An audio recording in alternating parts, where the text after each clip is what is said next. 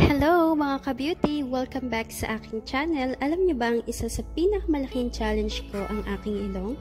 Yes, aminin ko medyo flat talaga siya. Kaya naman, gusto kong malaman kung ang trending ngayon na O2O contour stick ba ang sagot para maging matangos ang aking flat nose.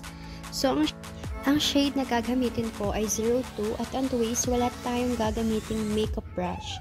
Daliri lang ang panlaban natin sa pag-blend.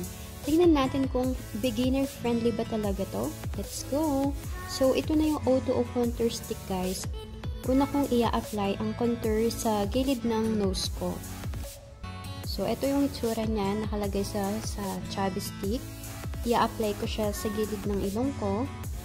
So, it's easy to apply. Parang Crayola lang. Ang shade 02 natural color warm brown mukhang perfect sa skin tone ko. Tignan nyo, ang shade 02, sa stick pa lang makikita mo na ang cool tone grayish brown undertone nito. First impressions and packaging. Una sa lahat, pag-usapan natin ng packaging. Napaka-slick at travel-friendly nito. Ang daling dalhin kahit sa maliit na makeup kit. Ngayon, dumako na tayo sa pinaka-exciting part ng pag-blend.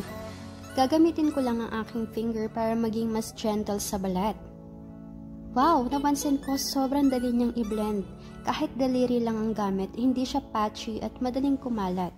Hindi siya agad nagsiset kaya may oras kang para ayusin ang blending. Ang galing! Parang cream to powder ang finish niya. Perfect to para sa totoong contouring.